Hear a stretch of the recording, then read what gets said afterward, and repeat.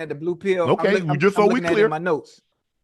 You know, in my notes, I don't have the Okay. diagram, but I definitely I would love. I haven't had an opportunity to hear her voice in a very long time. I would love to have Hurricane Paula back. I would love Okay. that. I would love. I just wanna say hello to my mama just one more time. Just curse me out one more time. Mm. Oh, you got me about to cry. Shit. Damn it. Oh. Whoo-wee. It's easy for me.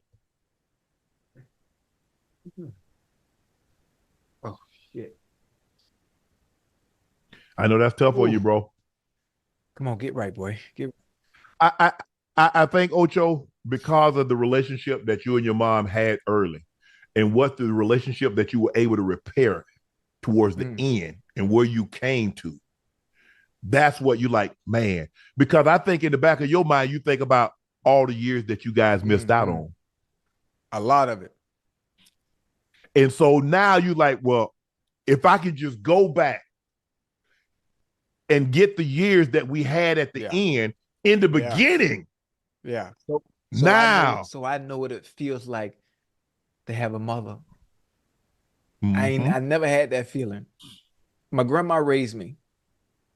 Mm-hmm. I want you there when I was 4, when I was 5, when I was 6, when I was 7, when I was in high school. No, I didn't get to you until I got to Santa Monica Junior College. Hell, I'm already goddamn grown Right. now. So You grown. I done missed Right. all the good years on what it's like to have my mama. Oh shit. But here's the thing, Ocho. Sometimes the best decisions doesn't involve her. The best decision was your grandma did Yeah, what she yeah. did. We don't realize it because when we miss out on something, all we think about is what we missed out on. But think about what you gained from your Mm. granny. Would I be the same person I am today without her? No, no, because I believe it. I believe grandparents love their grands more than they love their Right. own kids.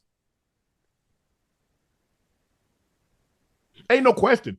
Ain't no question Mary Porter loved her 3 grands. She loved all her grands. You know, my granny had 9 kids and she had a bunch of grandkids. But it's hard for me to believe that she loved any of the grands more than she loved Right. us 3 because we were there every single day. My sister was there from 1970 until 2011. So my sister was there for 40 something years. I was there from 1970 until 86 until when I went to Savannah State, but I was there throughout. My brother the same till he went Right. to school. And what she did for us, ain't no question in my mind that Granny loved us more than she loved her own kids. No question. You can't convince me otherwise. Because a lot of times, Ocho, some of the mistakes that they made from raising their Mhm. own kids, they get to correct when they're raising their grands. Mm. Welcome to Trap TV and Soul Culture Productions. Thank you for tuning in. God is good, and all the time, God is good. I'm gonna keep it short. The video on Charleston White, just talking about some of the issues, as he usually does, that's going on in the black community. Just a few ways we can overcome some of these obstacles. Like Charleston White, he really be speaking the truth to some people who really wanna change generational curses for real. Thank you, tune into the video. It is a pretty long video, but feeds your mind for sure. Of all the fans and all the supporters that supported me. Did that, the officer would never write me a ticket. Every time. Smell weed in the car. Turn the blinds eye. If you know what I'm saying? So I started noticing how effective this was. So the game I get niggas now, homie, is whenever you get in trouble with the police, you got 3 elements that you gotta try to you got 3 elements you gotta kind of play on. The element of what your lawyer think about you, not what you paying your lawyer. So when you first walk into that office, homie, whatever your lawyer thinks about you, that determines how he fights for you.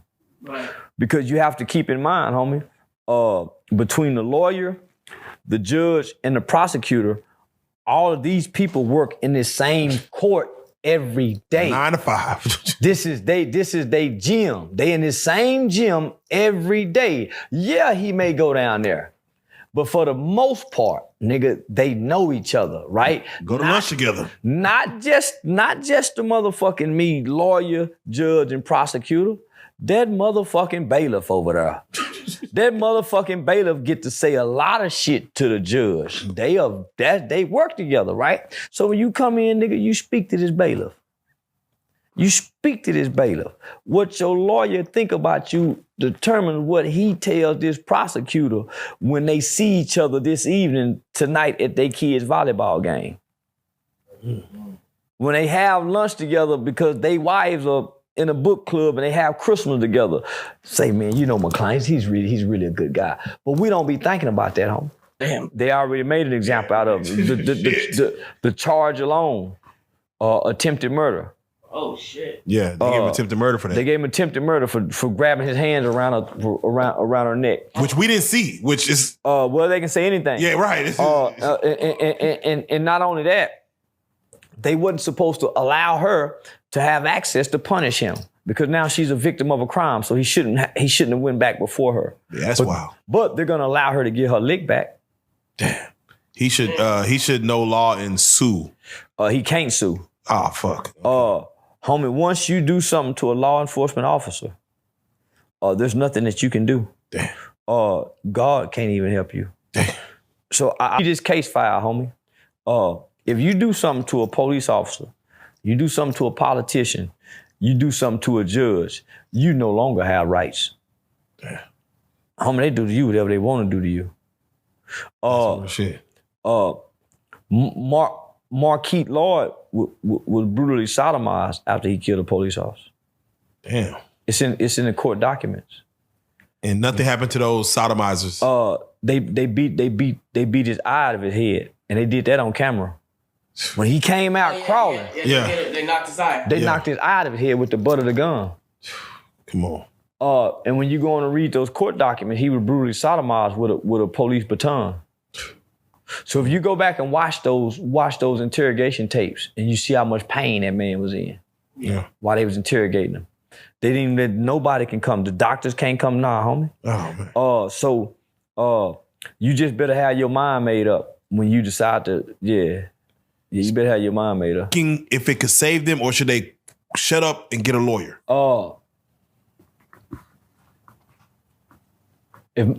It's a reason why they say you have a right to remain silent, because that's your best defense. Your best defense is don't say nothing. ID nothing. Even if you're innocent, your best defense is to say nothing. Because cops can make innocent people look guilty. Even I didn't do it. It's the reason why they say your right to remain silent. That's your best defense, homie. And it's crazy because part of that is like anything that you said can and will be used against you. Not for you, but against you. Like the fact that it says that, like shit. And then Can't you help me? And then the body camera's on. That's real. So every attorney that I've had have always said, don't talk. Don't even tell your side of the story. But naturally, if you hadn't done anything wrong, man, I'm finna tell y'all, man, I ain't done a motherfucking thing. That cop can change a lot, homie. That pen. Come on, man. His prejudice, his ideology, his bias, his resentments. You don't know what's in the mind and the heart of that officer. So it's best that if you're not reporting a crime, homie, and you're one being, no, don't talk to the police. Do you feel like the body cams have saved more lives than lost lives with black people? No, because the police can cut them off at their will. I've seen that. They can cut them off at their discretion. They can put their hand over that motherfucker. They can do it. Homie, they know how to cheat the system. And they do very well at cheating the system to save an image. Yeah. Should black people become more police officers? Yeah. Black people. Community, Yeah. for real. Yeah. For real. OGs or adults or whatever. Can these kids be saved? Literally. Can Nope. they? Oh, damn. Nah. For one, they can't read. So how you gonna save them if they're not into? You've seen this around the nation. You moving around. Oh shit. Yeah. Most black children today, homie, they can't read on or above their grade level. Majority of our kids read below their grade levels.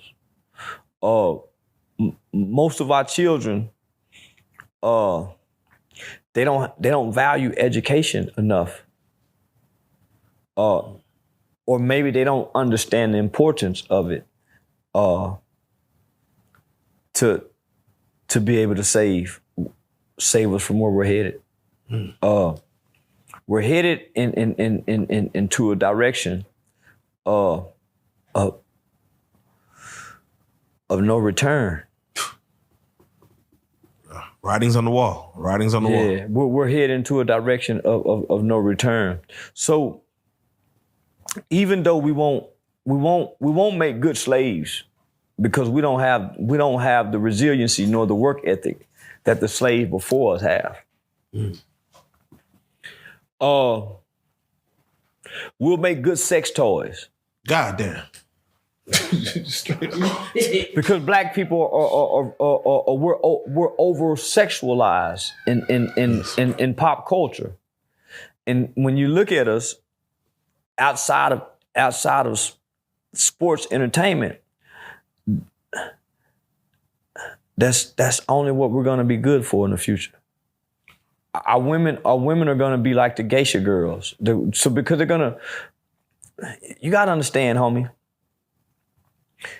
human trafficking and not just human trafficking, but also child sex trafficking has surpassed drugs and gun sales in the world.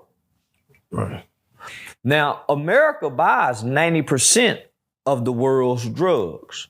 So not only are we high in the motherfucker, we're overly sexualized. So when you look at black men and women, you don't see, man, I got me a good pilot. Yeah. All you think about is the man with his good dick and a woman with a big fat ass. So in the future, that will be the value of who we are. We'll be good sex objects. Children. Whole been fighting each other with CPS shit. Yeah, it for happened, 30 it happened to years. me. Nigga, that's how you control. Listen, if you got an unruly baby mama, that's how you control the bitch and get, nigga, you want to get your kids, CPS that hold her there. Yeah. Especially if she one of them pill popping baby mama, you know she a Percocet pop, you know she a weed smoker. Nigga, you CPS that hold her there. Because you can do it anonymously. You can call it anonymously. They don't have to get it. And they gonna go right over there. They gonna go right over there. So now if you really want to get at the bitch and you tired of paying child support and you want custody and she a party and going hoe, man, CPS that hoe. Wait till she hit the club and man, listen, you ain't gotta wait. You know she do drugs. You know your type of hoe. You know your baby mama you done fuck with. You know she like smoke weed. Well, get what? That weed in her system. You know she like to drink. If she getting you some CPS that hoe. If nothing else, it put a restraint on the bitch.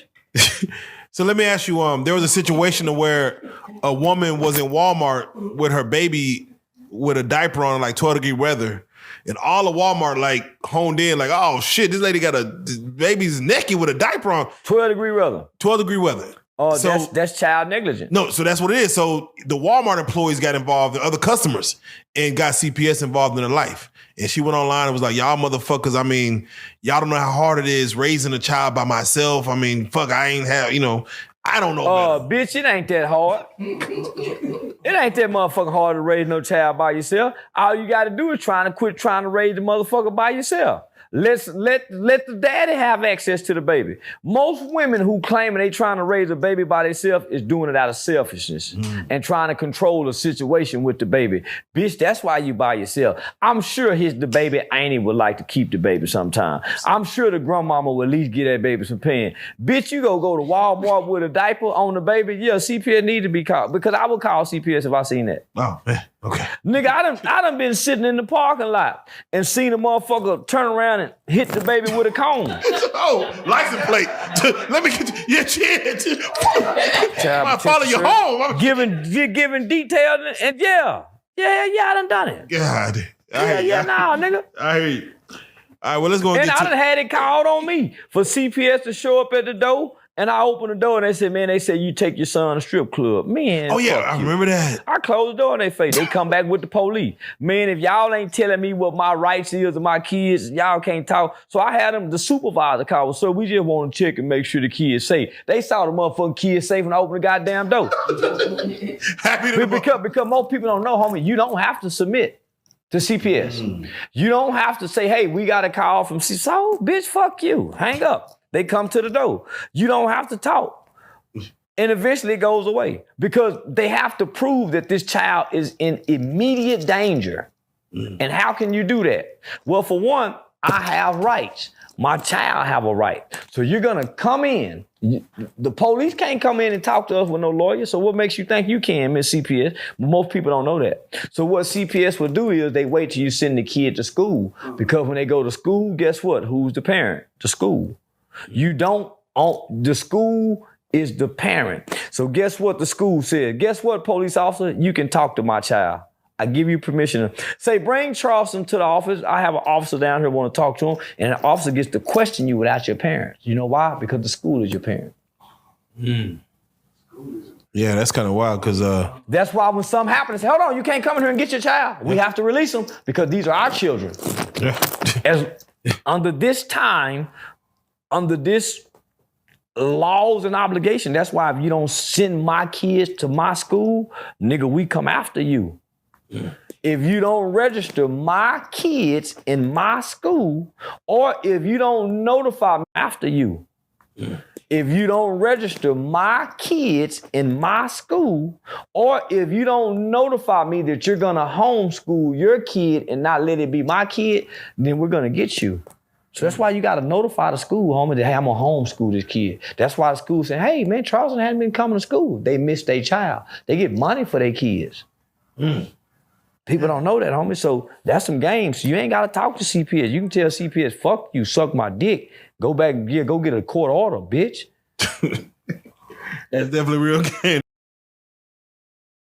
People are not gonna try to figure out what really happened. So it just automatically became about Cam Newton. Around. I seen him having mercy. My time. All right, so let's do it like this, man. You did do an interview. We spoke on it. Cam Newton, over 7 million views very quickly. One of the biggest rated Charleston White interviews, and y'all really had a back and forth going at it. Yeah. He was trying to big dog me. He was trying to big dog you. You didn't drop some behind the scenes of the card game that y'all played out, after the fact, and he's still trying to big dog you. Still. So when you see Cam Newton swinging around little 19-year-olds and shit on ESPN, what's the first thing that comes to your head? Seeing this 6 foot, whatever the fuck nigga with a hat on, just gorilla handling niggas, throwing the niggas around. I seen him having mercy. He's a big guy. He's a very large guy, and what I seen a man having mercy, because only the strong can show compassion for the weak. I seen them trying to throw punches at him. Yeah, and he didn't throw not one punch. Yeah, so that's a level of restraint and compassion that most of us don't have as men toward our own people. So I never seen him throw one punch. And I know he gets attacked a lot out there. Yeah. We go say he funny dressing, we go say he arrogant, but he does a lot for them kids. Yeah. Travis Hunter, for one of Dion boys went through his program. Yeah. I've had people send me videos of Cam Newton 3-4 years ago before I even done an interview to try to make him look bad because he wouldn't speak to the kids. So he's been antagonized. He's been attacked a lot going out there, homie. So naturally we're gonna look at it and he's gonna be the bad guy. So that's what I tell my people, homie. No matter what happens in a situation, it's gonna be Charleston White. It's gonna be Charleston White. People are not gonna try to figure out what really happened. So it just automatically became about Cam Newton. But homie, he was being attacked. And he wasn't trying to hurt nobody. Yeah. Yeah. It's funny because people I spoke to about this situation have said, like, man, Cam don't really be on that type of time. Like, really, like, when you see what's playing out, you're like, he's not really that kind of guy at this moment. Well, he was talking to me like he was. That's why I was asking. I was going to ask you, how was he talking to you? Y'all saw the interview? Yeah, I seen it. I'm like, y'all heard what he said about Woo. So he was talking like he that kind of nigga. I can see the arrogance sometimes. But he been playing football, so we see he haven't had no off the field incidents to say he's this kind of guy. People going off his arrogance. He a superstar. Most superstars are arrogant. Don't you see the way Michael Jordan chew gum? Arrogant motherfucker. Kobe, arrogant motherfucker. So that's the natural arrogance is a trait of a star, homie. I was gonna ask you, how was he talking to you? Y'all saw the interview? Yeah, I seen it. I'm like, y'all heard what he said about Woo. So he was talking like he that kind of nigga. I can see the arrogance sometimes. But he been playing football, so we see he haven't had no off the field incidents to say he's this kind of guy. People going off his arrogance. He a superstar. Most superstars are arrogant. Don't you see the way Michael Jordan chew gum? Arrogant motherfucker. Kobe, arrogant motherfucker. So that's the natural arrogance is a trait of a star, homie. So people are saying it's about him based off his arrogance.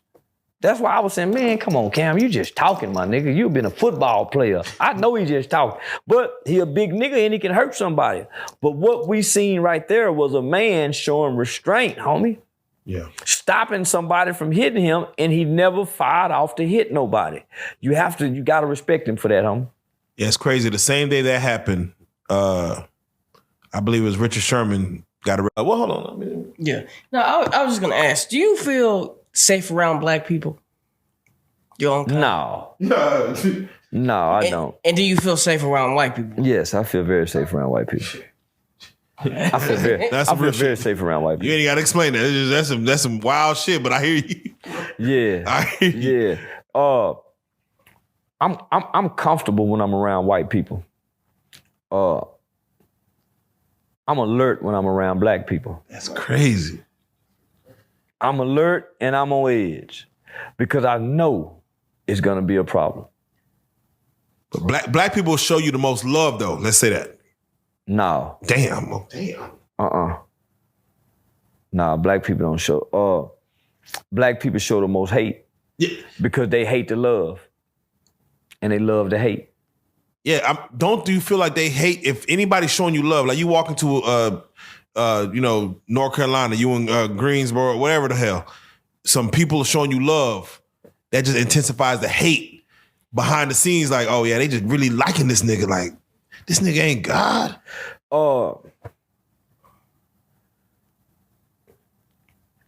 It's hard for me to assess that because you get so much love. It's hard to see past that to see who hating. Once the love is gone and you just existing, then the hate is very visible.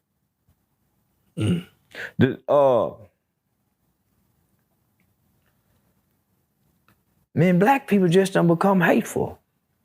We gotta do better.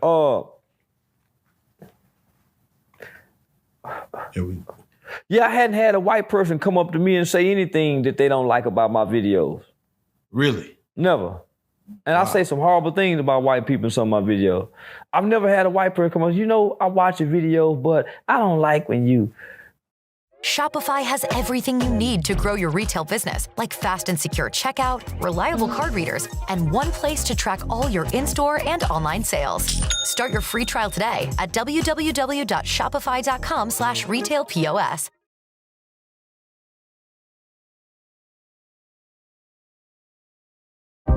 You're looking pretty good in there. Yeah? That you two are maybe together. Didn't say anything that they don't like about my videos. Really? Never. And I say some horrible things about white people in some of my videos. I've never had a white person come up, I watch your videos, but I don't like when you. I get a lot of black people that say, man, I like, but. That's how you know it's some hate. I like, but, yeah. Man, you be saying some real shit, but. Man, I will. Anytime you hear the but, that's when you know it's That's what they leaning on. That's when you know it's some secret hate. There's no but to the truth. Man, you be telling the truth, but man, the way now it ain't no but. I mean, the telling the truth or not. Yeah. It ain't no but. So I listen for the but. Mm-hmm. Yeah. So hold on, I want to keep it in Dallas Fort Worth for a second. Technically Fort Worth. And you They're my biggest haters. Yeah, Fort Worth, Texas is my biggest haters. Now, mind you, and I mean, you could speak to this. One of your defining moments becoming the Charleston White who they see today was technically going on the news. T.R.A.A.P. He's been in jail now for a few years, and his second murder trial just came up, and he opted to fight it in court. Mind you, he's already facing 55 years. He pled not guilty. He wants to take it to court. I mean, he's already technically doing life, technically. But he chooses to fight. Ain't. Oh, yeah, go ahead. Yeah, speak to us on it. Yeah, I told his lawyer to call me so I can come testify on his behalf. I reached out, I talked to his sister. Oh, wow. Okay. Yeah, I want to help him, homie. Definitely. You can see a big change in him. Definitely. He was unfairly sentenced to 55 years.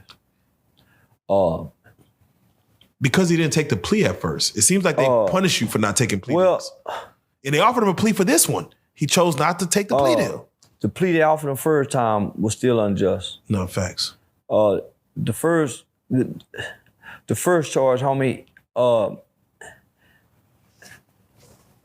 he got more than a shooter, and he wasn't even a shooter. He ran out the room, just like those girls did. They got probation, but because he made that song in the race, because he was a kid with an undeveloped brain that's been trying to mask and deal with and process his childhood trauma. So he's dealing with PTSD just like a soldier, right? But he's a kid trying to process this with very little resources. Nah, for real. Right? And you're afraid, you're confused, and all you got is your sister. He was a kid, homie, and he fucked up. He fucked up. It cost somebody their life. But he don't deserve 55 years for what he got 55 years for the first charge. He wasn't the shooter. He didn't plan it. He was just there. But because he's T.R.A.A.P, he's being punished extremely. And he was like, what, 15, 16? Yeah, 15, 16. Did the race, made the song. Yeah, but he's like 17 when he do the race. So they treat him like he a grown dude. But homie, he's still a kid. So with this case, I understand why he wouldn't take the plea. Because taking a plea bargain strips you of all your rights to an appeal. And if for nothing else, I don't see him doing half of that 55 years because of whatever mitigating factors that will be brought up for his appeal. This case, I see them. I see them doing more to address the lack of brain development in his age, in his childhood trauma, and using those factors, those mitigating factors, to try to help spare him. So I told his sister, I said, man, make sure y'all reach out to an attorney and see if for nothing else, man, I can come. I want to testify on his behalf.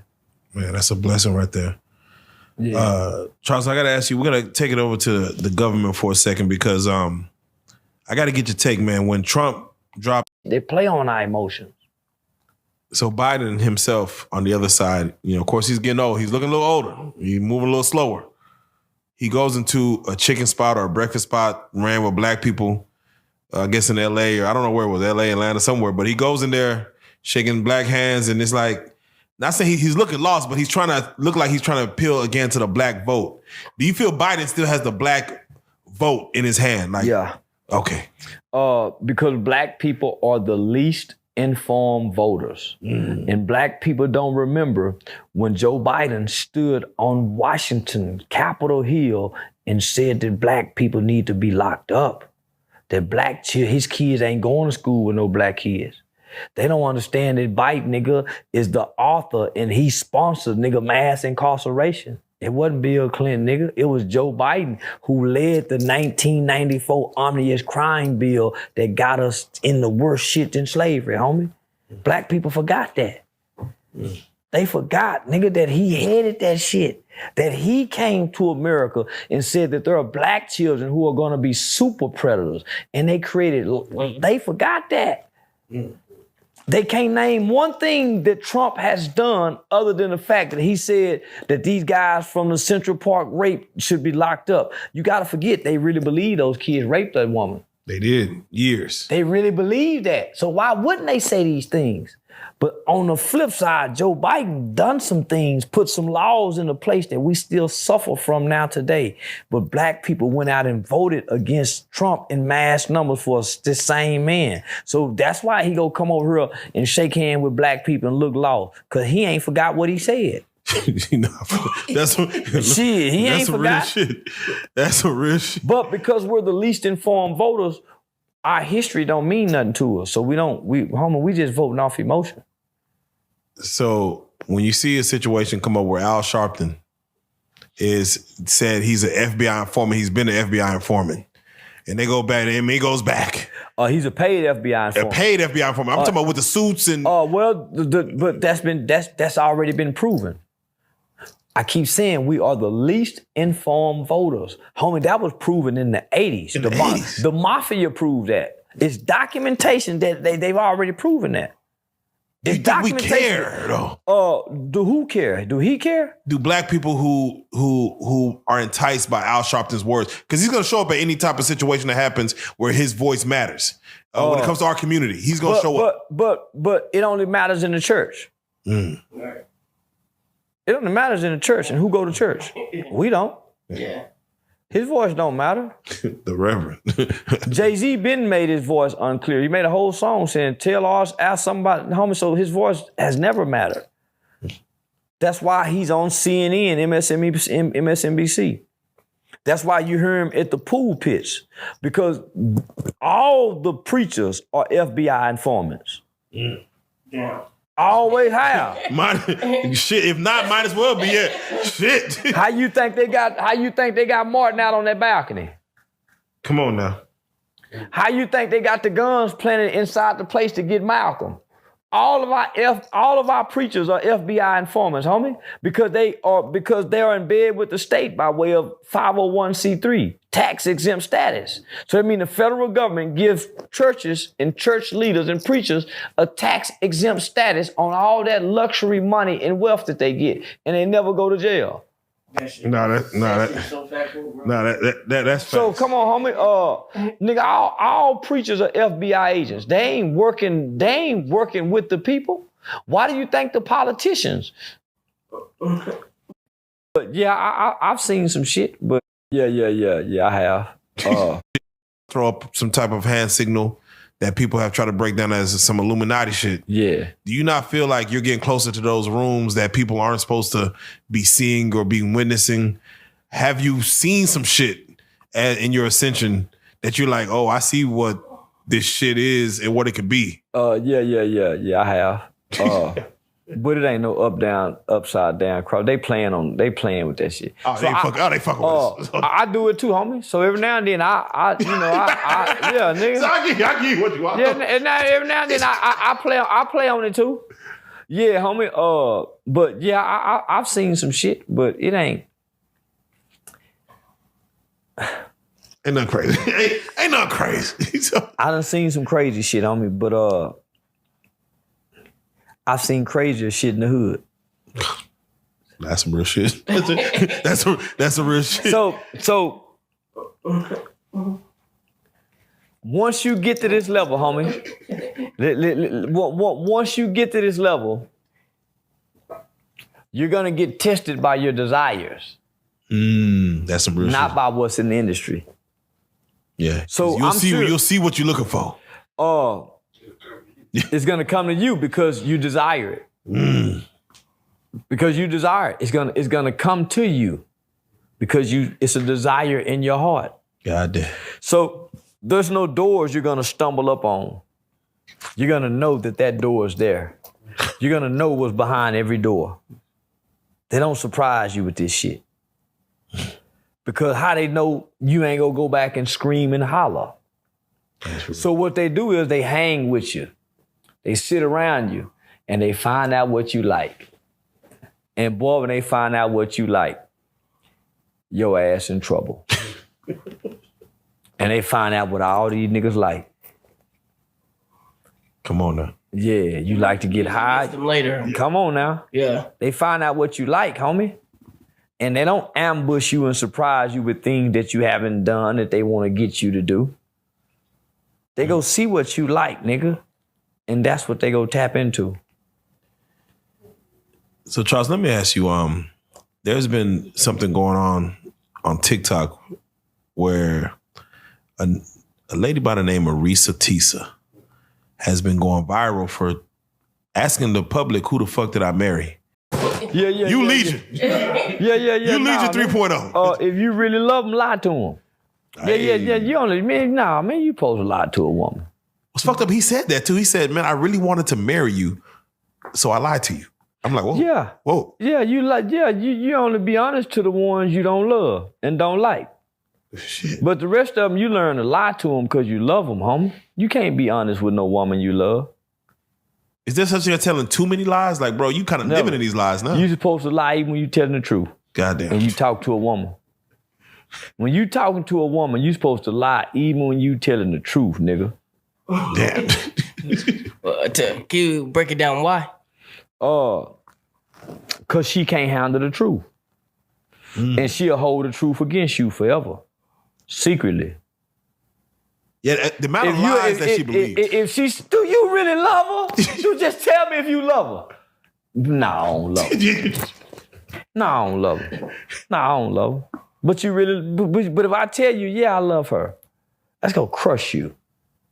So in your experience, women who believe the lies, what do you say about them? They live happily ever after. Oh, goddamn. Okay. Women who pretend to believe the lies live happy, peaceful, drama, stress-free lives. The woman trying to get to the truth, she have nervous breakdowns, she lose her hair, her weight fluctuates, and she's miserable throughout half her life. The woman is trying to get to the truth, she is. I agree. Yeah, no, for real. It's some stressful shit. I promise you. Because the truth hurts. Because the truth hurts. The truth will shatter you. I can't believe he was doing me like this. Well, stop believing it then, bitch. I tried to get you to jail, so nah, homie. Nah, nigga, if you love your woman, nigga, learn to tell lies that sound like truth. And if it all comes crashing down? Still lie and make it sound like the truth. If you, nigga, if it come crashing down and you be honest, it's gonna blow up. At least you can dig through the rubble. But if that bitch blow up, nah, homie. Nah, my nigga, hell no. Nigga, I wouldn't give a fuck if it come crumbling down. Whatever you do, don't tell the truth. All right, so let's do it like this. We have to ask the course again for you, as you're attaining the success you're attaining in, the game that you're spitting, we always have to go back to your legacy. Yeah. And what legacy do you like to leave? Because again, for those that say, oh, Charleston White lost his way, is there an end game? Yeah, I lost my way before I found my way. So I found my way when I came to the internet. So I had already lost my way before any of these people who know me from the internet. See, all the people who say that don't know me before the internet. You see what I'm saying? Yeah. So it's easy for them to say I lost my way. But nigga, I quit that shit, nigga, before I came to the internet. That's why I came to the internet. To vent and be, you know, because nigga, I was burning out. And I remember we was in San Marcos. I was the keynote speaker for the Texas Juvenile Justice Department volunteer banquet. And I remember one of the superintendents telling me, he said, Charleston, if you don't put no business with your passion, you're gonna get burnt out. And that's what happened to a lot of community activists, homie. They get burnt out within the first 5 to 10 years because they don't understand the business side of doing community activism or having a 501c3. So nigga, when I came to the internet, I was burnt out. Nigga ain't making no money doing this, nigga. So homie, that was my outlet. So I had been lost my way. And as I was losing my way, I would pray at night and I would say, God, don't let my heart become hardened toward my own people. And then the old nigga showed up. Right. That's the... Then Pops came through. So talking to Pops, I used to say, man, Pops, man, I don't want to do wrong no more, Pops. Nigga, I didn't even want no money. I just wanted to live a righteous, right-standing life. So nigga, I was already lost my way. When I got to the internet, I found me. I tapped into my gifts. I tapped into my talents.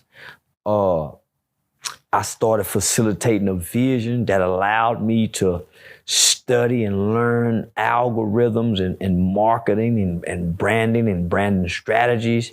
And then nigga, I evolved into a multimillionaire. And so now I do youth advocacy on a larger scale than just what I was doing at the Classy Lady. I just popped up at the homeless shelter today, homie, and gave over $1,000 just walking around the homeless shelter. Yeah, that's right. As well as donate. Yeah, homie. So, and you know, so, nah, homie. Yeah, I found my way on the internet. And by finding my way on the internet, I generated a legacy where, homie, I don't never have to work again. I've been able to buy my mama a car, bought my son a car, bought my daughter a car. I got deals that I'm closing and have signed on that gives me equity, 10% equity into companies that'll take care of my children's children. Nigga, I found my way. I found me. I became a star. I had lost me, homie, working in the community. Because I was putting other people before me.